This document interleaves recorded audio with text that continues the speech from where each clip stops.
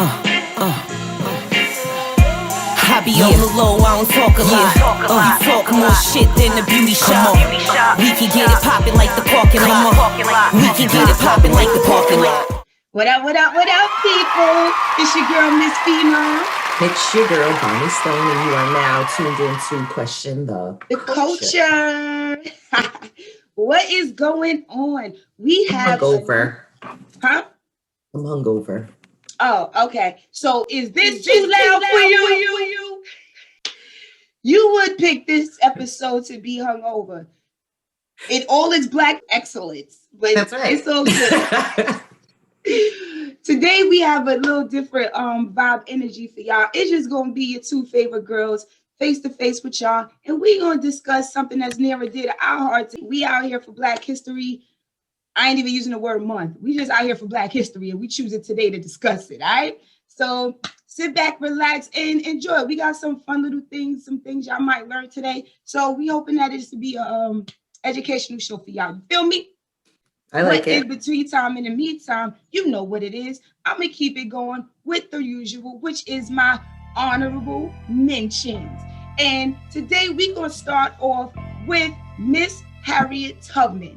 Some people may not know this, but Miss Harriet Tubman during the Civil War worked as a scout and spy for the Union Army and was the first woman to lead an armed expedition in the war by guiding the raid at Combahee Ferry, which liberated more than 700 slaves. You feel me? So for that, the Military Intelligence Corps Hall of Fame has inducted Harriet Tubman into it.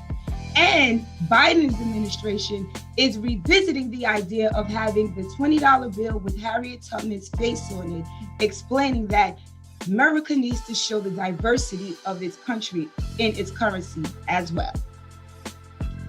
How you feel about that? Stupid, because you know what? They're not even using money no more. Everybody's using a card. So why don't you put her on some debit cards or some credit cards? Because see, they think they slick. That's what they do. Oh, we want to put a black face when we ain't even using money no more. I don't like it. Get out of here.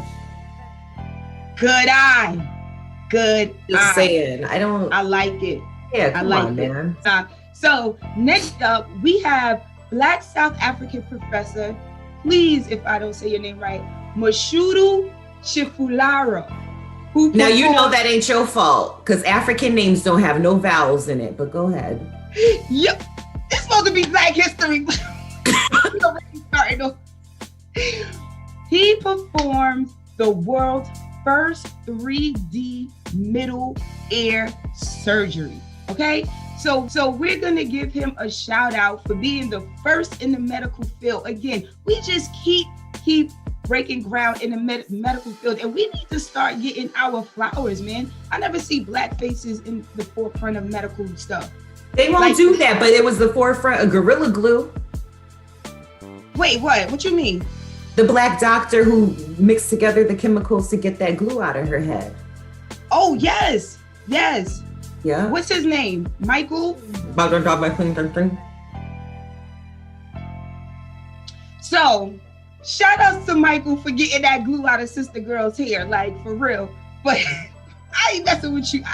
We ain't doing this today. Because I ain't doing no editing. So it's just gonna have to be what it is, y'all. This is the blackity blackness of it all right? Next up, we have Sylvia Robinson. We are going to shout her out for putting out the first ever rap record. We all know who is it? Sylvia Robinson. She's not a rapper herself. Okay. But she put together the squad who eventually put out the first one. She was determined to do a label and everything. So she discovered artists. She co-wrote and produced tracks, including the label's hit song Love on a Two-Way Street. That's what she did in her own time. Okay. She did all that in her own time. And with that love of music, she wanted to get into this new thing that she felt she was seeing and hearing. And she was the first one to get, she was Diddy before Diddy. So give Sylvia Robinson her flowers, sister girl, because I didn't. Hey, yo, Sylvia Robinson, we appreciate it. Yo, let me wrap up this damn honorable mentions with the funniest honorable mention I got for the day. So, in honor of Black History Month, Justin Timberlake. Don't even do it. Don't even do it because I gotta do it. I gotta do it. Listen, I was at the gym and all I saw was Janet Jackson and Justin Timberlake, but it was on like mute. And I was like, I better not be seeing what I think I see. So go ahead, tell me the news because I didn't even get into it. Justin Timberlake finally apologizes to Janet Jackson with these words. I'm sorry. I know I failed you. You remember watching that? Do you remember watching that when we were in? No, I missed it. That's right, because you looked away or something. Remember, it was me and Mikey. And me and Mikey were like, oh, and you were like, what happened? I was like, girl, they done showed Janet's titty. Wait, we watched that together? Yes. And we were picking out at Northeastern. Oh, shoot. This was college days? Yep. That's how fucking long ago it was. And he's just now apologizing. I don't want it. We don't want it. We, the Black people, have decided, Justin Timberlake, we don't care about your Janet Jackson apology. It's a day short and $1 late, okay? Right. And you got a lot more to be apologizing for when it comes to the Black culture that you's out here doing. I love your songs though, but pay homage. He's a culture vulture, so we know that. Now, do you think so? Because I feel like I do. You know, I do. Some people just got the soul, and you got to acknowledge that it's not about that's fine, but you know what? You try to take Usher's spot. You know what I mean? I hate that. They got the 5. We got the Big Mick. You got the Big Mick. I got the Big Mac. You got the Big Mick. The 5 heartbeats, and you got the 5 horsemen. And you know what? It's not Justin's fault because it could have been Jonathan. It could have been Jacob. It's just what the label does. So yes, he's talented, but I'm tired of them seeing Black and going, oh, we got to make a white of it. And then it becomes a big deal. I ain't with the shits. Fuck Justin Timberlake. Just like with the cornrows. Black folks be wearing cornrows. They don't even let us wear it at work at one point in life. And then Bo Derek came out. You know what I'm saying? And it was like, oh, that's sexy. Could the Kardashians come out? Oh, now it's trending and it's the new thing. And now it's so, you know, classé to do it and rock it. And I'm like, why is everything more high value when it's on someone that's not of our hue? Because it just be a way that they want to keep us down. Still niggas. I rise, in the words of Maya Angelou. Yeah. You feel me? Big shout out to my Malcolm X shirt, by the way, too. Boom. Shout out to the Malcolm X. Power, man. Is that a Black-owned company that you got that shirt from? I don't know. It was sent to me. Oh. Got you. Okay. My grandmother gave it. She could have got the shit at a thrift shop, knowing her. Got you. But I like it. It looks, the material looks like it's super soft. Oh, the material's like super, super thick. Like it's definitely a quality shirt. That's big for me with t-shirts because all I wear is t-shirts. Yo. But nah, for real, let's get into it. So Stone, Black History Month. Let's just talk about that concept real quick. Black History Month. How do you feel about it even being a Black History Month? Do you feel like, you know, I'm cool with it as long as they have a White History Month. Because okay, so you want your I think it was Morgan Freeman who said something like that. Yeah, tell all the shit the white folk did for a month. Because it ain't pretty. You know what I'm saying? And that's the reality. Black History Month, not for nothing. I'm glad that people are acknowledging it because for a few years now, I didn't really see a big deal about Black history. Like I always say, I was like, yo, where are the Black History McDonald's commercials? Like when they stopped that shit, I was like, damn, they really don't care. What I hate now is that people are like hopping on the bandwagon for it, but I'm still for it. Celebrate us. Cause I be walking like, look, it's Black History Month. Y'all can kiss my ass. Right. And I triple dog dare you to say something about it. Yo, wait. Did anybody see that video where the white lady was talking in her camera? Bitch, get out the way. It's Black History Month. The Black lady said, bitch, get out my way. It's Black History Month. So I just finished 6.25 mile run.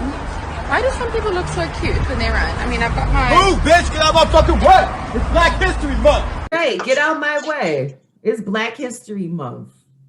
And just a fun fact for those who don't know, Black History Month was founded by Carter Woodson way back in 1926. It wasn't nationally recognized until the 1970s when Black students and educators at Kent State first celebrated their Black History Month in January and February of 1970. And then other people follow suit, and here we are. So that's why we even have a Black History Month. I know a lot of people be feeling like the white man just came out here and tried to give us a month, but it actually was started by us. Right. You know and you know what was cool? Something that I did learn. You know how like we have a lot of community centers and shit like that. I'm like, ew, why do we always have like community centers? But I realized is like that's the only thing that we had to gather back in the day. So that's why community said like we have a Martin Luther King Community Center. I'm like, why is it always called like community centers? But that's what we had. You know what I'm saying? Like, right. So it's, you know. I wish they didn't all look run down though and dirty. Why can't we get funded for that? Why our shit still got to look like the 70s? Does you because you know the money like the 70s? Absolutely. Yes. Yeah, you go to the Boys and I will shout out the Boys and Girls Club in Flatbush in Brooklyn. Yeah. Yo, they funding whoever is reaching out and working with that. Shout outs. I actually worked with the Boys and Girls Club and did some stuff with dancing for the young people for like a Christmas play. So dope. But when I went in there, they have a studio, like a fully furnished studio. They have a computer lab with the graphic. They upgraded it to accommodate what young people are into now. And these kids could go in there and deal with state-of-the-art stuff. And like the building may still look old, but when you walk in there and you go into those rooms, it's like, okay, it may not all be pretty, but you're making, I see what you're doing here. So but you know what? I think I don't know who the Boys and Girls get their funding from. They are a big deal, but that's how it is like out here with our Boys and Girls Club. It'd be like if everything else looks like shit, the Boys and Girls Club looks decent. But you know, they don't put money into our community. That's why nothing of ours is ever looking on point. And you know what's sad about that is because it's a situation like, okay, yes, look at the community. 9 times out of 10, the community looks like a really shitty. And it's unfortunate because the kids don't get an opportunity, or the people, I don't know, to see something actually nice and want to keep making things nice. Right. So then they go, oh, we're not going to put anything nice because you guys are just going to mess it up anyways. And it's just like, no, let's recondition the mind. Let's recondition everything. Why do we have to keep settling for scraps? Like, it's so annoying. Like, teach the kids, no, do not pick up the goddamn trash. Do this, correct them if they doing wrong. Right, but I also need our communities to start doing the other part of the labor. Like, yes, the kids, if you teach them that their community matters, like back in the days on Saturdays, young kids would be sweeping their block. You know what I'm saying? So that's true. Yeah. I also want us, though, there is money out here, and no, they are not just saying we out here, whatever, but the white folks is at the meetings. We need to start doing the research. And I know we hate it, but we hate a lot of shit with this country. We know the position we in. We need to start doing the research for our own communities to get that funding. Go to those meetings, those community meetings. Go write them letters to them local politicians and get your community lit.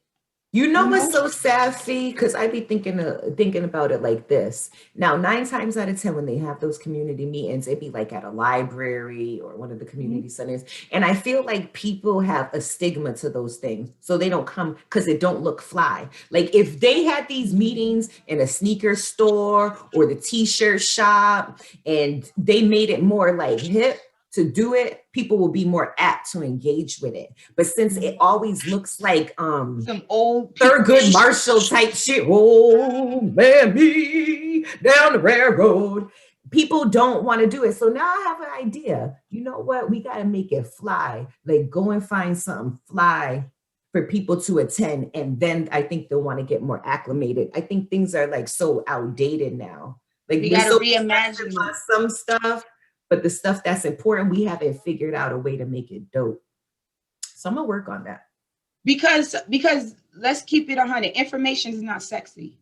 You know what I'm saying? But we need this information, and because it's not sexy, nobody's doing the work for themselves. So we also have to understand that sometimes everything that we got to do for ourselves ain't gonna be glamorous too.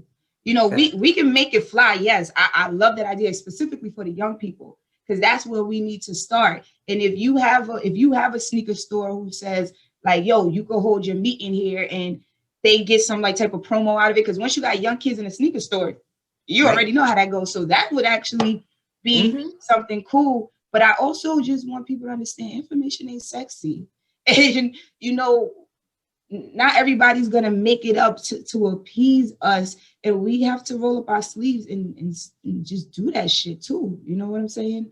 Like, it's a lot. It's a lot. It's a lot. But you know what? One at a time.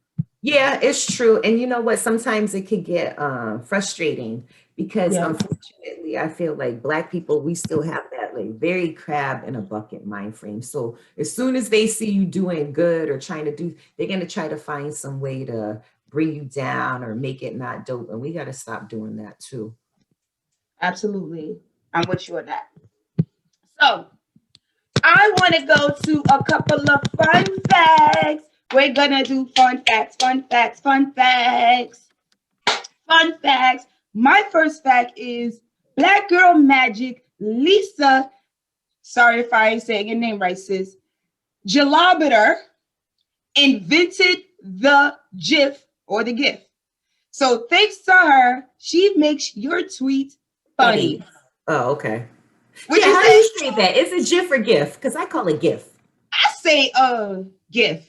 I say GIF too. Okay. This is the argument I have in my office, believe it or not. It could be GIF. It could be. I mean, I don't know. But I never knew that a sister did that. Of course, a Black woman did that. Phyllis Wheatley was only 12 years old when she became the first female African-American author published. She was taken from her home in Africa when she was 7 or 8 and sold into the Wheatley family in Boston. The family taught her how to read and write and encouraged her to write poetry. And as soon as they witnessed her talent, in 1773, she published her first poem. Okay? Shouts out to you, sister. Like it. We're going to talk about Shirley Chisholm. Oh, look at Shirley. Let me run back. I love Shirley. Yo, Shirley is a classic. When you see Shirley, right? I was like, shea oil butter and look at this picture. That's what I was saying. I was like, yo, sis is made, okay? She got the brows out, the frames lined up. All right, Shirley. Yes. I ain't mad. Anyways, Shirley Chisholm, born and raised in Brooklyn, became the first woman elected to Congress in 1968, and they tried to kill her 3 times. 3 times? Why they try to kill sis 3 times? Because all that Black excellence. Because she was trying to run for president. Yeah, okay? That's dope. And people never talk about this. Like, we always be hearing about the first Black that, ran or whatever. I know we give Obama his flowers and stuff, but we've been trying to do this. We've been trying to get into these offices. Yeah, they try to murk her. Damn. All right, and Bessie Coleman, the first licensed African-American female pilot. That's dope, yo. She was born in Atlanta, Texas. I didn't even know there was an Atlanta, Texas. Really? Shit, we learning something today, honey. Born in Atlanta, Texas in 1892, Betsy Coleman grew up in a world of harsh poverty, discrimination, and segregation. She moved to Chicago at 23 to seek her fortune, but found little opportunity there. Wild Tales of Flying, exploits from returning from the World War I soldiers first inspired her to explore aviation. And here we go, celebrating her for Black History Month. That's what's up. See, we always want to be talking about Amelia Earhart. Right. Remember the name Bessie Coleman. She did it first. I'm still, yo, these dates though, like 1892. Word. I couldn't imagine sitting in a plane in 1892. I'm not doing it. They don't know enough. I'm looking at these tires and this windmill shit that looks like you blow in the summer. I don't like it. Yo, not the windmill. And then they just got on a helmet because ain't no top. What does that wind feel like up there? And who was experimenting first on this? Because I'm not doing it. I'm not either. Ralph Bunche was the first person of color and the first African American to receive a Nobel Peace Prize. He was a diplomat and political scientist and began working at the United Nations as early as 1944 as the former coalition began to become clear in the waning days of World War II. He, along with Eleanor Roosevelt, was responsible for the creation of 1948's Universal Declaration of Human Rights. His Nobel Peace Prize was given partially for the work he did amongst the Arab-Israeli conflict in the late 1940s. Go, boy. Anna Murray was the first African-American woman to be ordained as an Episcopal priest. Okay, this fiery woman exchanged letters with both Eleanor and Franklin Roosevelt for many years and was considered to be their close friends. She had an expertise in law and was a vital part of the civil rights movement. Never even heard of this young woman. She worked closely with icons like Thurgood Marshall and Rosa Parks, and was appointed by President Kennedy to the Presidential Commission on the Statute of Women in the 1960s. What? First of all, What is Episcopal? that's what I was about to say. First of all, anybody that knows about the church, women are not welcomed all the time to be the head of the church or to be, especially a priest. It says Episcopal priest, not a Catholic, but still a woman to even break that barrier, and then you be an African American woman to be to break that barrier. Dope. Yeah. Dope. I like it. I got a whole bunch of facts to give, and I'm loving this, but we need to move along. So we gonna need y'all to do this on your own. So game time. Din, and Bonnie. You ready for the questions? Okay. All right.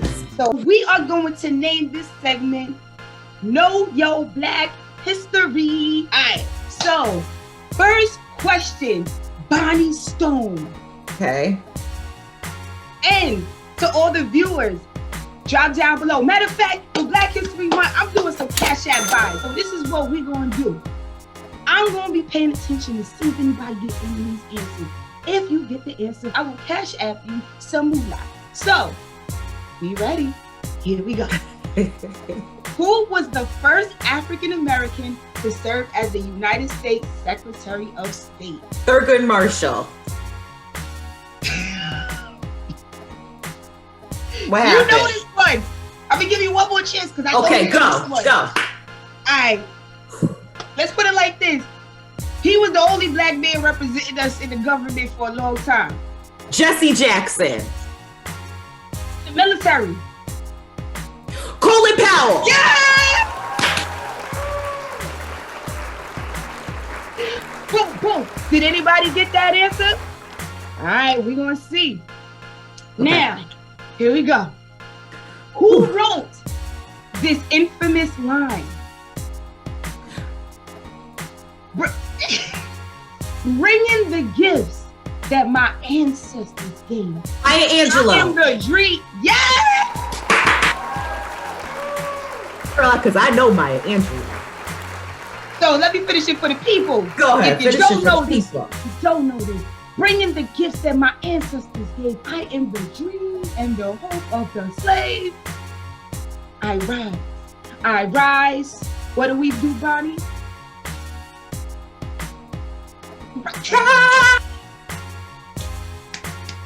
Yes. All right. One more, and then I'm gonna give it to you, and then I'm gonna test myself. Okay. Who said I never run my train off the track and never lost a passenger? Oh, I know this.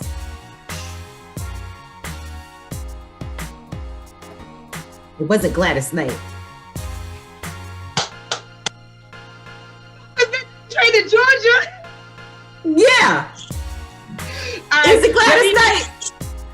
Nah, okay. I'm gonna say the question one more time because I know you know Okay. this one. Okay, go. It's a metaphor. I'm gonna give you that. It's a metaphor. Okay. She All right. said, with all the sass in the world, I never run my train off the track and never lost a passenger. Beyonce. It's a metaphor. There's really no train, Oh. If there ain't no train, but we talking about trains. Harriet Tubman. Yes! Girl. You know what? We need to go on that pyramid game. Yes! We would be good. Because We people would. know, but you know what to say, so I know the answer. Yes, Because I'm slow like that. I got you. It's a part of my Negroism. Yes. It's a part of my Negroism. All right. Give me some Okay. shit that you think I know, son. Don't embarrass me out in these streets. Okay, here we go. Which famous athlete said, hating people because of their color is wrong, and it doesn't matter which color does the hating, it's just plain wrong? Which athlete has said that? Athlete? There was an athlete. LeBron James? No, He be on his social activism? no. Muhammad Ali. Muhammad Ali. Said the boxing. I caught that one. I caught that low key. Right. So you be a good space partner. You know how to give me a cheat without people peeping. All right? What's your score down there? Put your cash app down if you got the right answer. I'm sitting. I'm not gonna tell y'all when I'm sending, but we gonna send it. Okay, here we go. Mhm. Who was the first African American woman to be on the ballot as a candidate for president? Shirley Chisholm. Chisholm.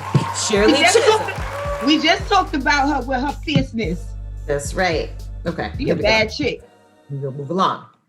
What civil rights organization sponsored the first freedom rides of the 1960s? There's multiple choice.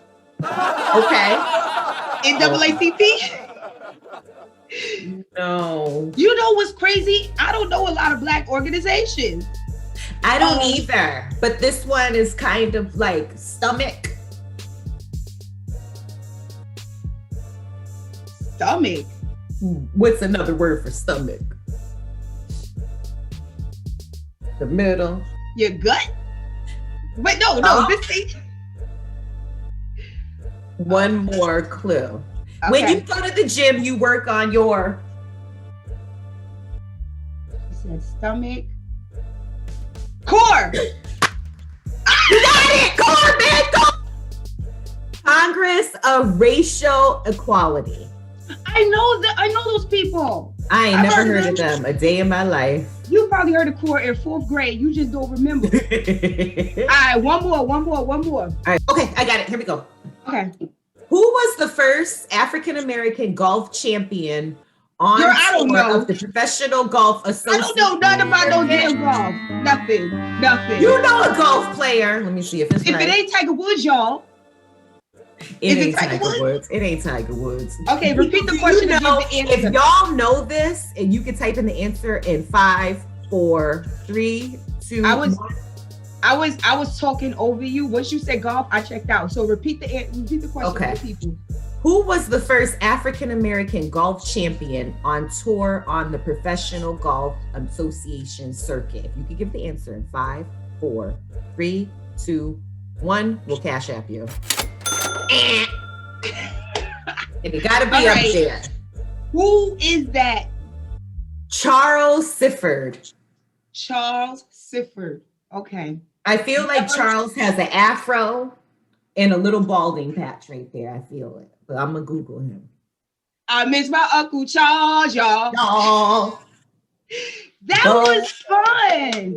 Oh my gosh. I feel like we learned so much about Black history today. I hope you guys enjoyed this, just not even the cutting the surface of all the things our people have brought to this world. Our contributions have been immense. And I know we don't always get the credit for it, but we got to give the credit to ourselves. You feel me? So when you see your Black sister and your Black brother doing something, shout them out. Tell them they're doing a good job. Tell them you see them. Let's get rid of this crab in the barrel situation. And I know it's a human and it's embedded in us so much, but you got to start somewhere. So hopefully someone gets this out, you know what I'm saying, when they hear this and they'll be like, you know what, I do that sometimes. Because let's be honest, as humans, even if that's not your nature, you might say and do certain shit and you like, you know what, that wasn't uplifting my people. You know, check yourself. We got to start checking ourselves. B Stone, any last words about No, Black happy History? Black History Month. Make sure you go out there, eat your fried chicken, your watermelon, your macaroni and cheese, your collard greens, your black-eyed peas. Eat all Ooh, of that it. sounds good. Don't be afraid to be lazy at work this month because they still owe us reparations. Yeah, y'all ain't getting a whole 9 to 5 this month. I could dedicate maybe 1 or 2 hours, but that's it. I'm doing me. Happy Black History Month, and y'all stay black, and everything we do is black. And big shout out to Malcolm X.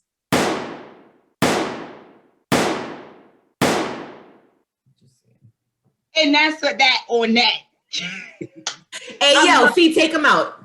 You already know, yo, I had an awesome time with my girl B Stone, and this was a fun, awesome episode. And as y'all already know, click like, subscribe, so everybody else can get in on the conversation, and we could just make this bigger and better. You feel me? Until the next time we see y'all, you know what it is. The love is free. The trust and loyalty is earned. Protect your energy, people.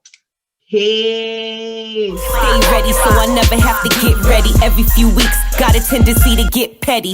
Share friends, I done had plenty. What's love got to do if jealous ones still envy?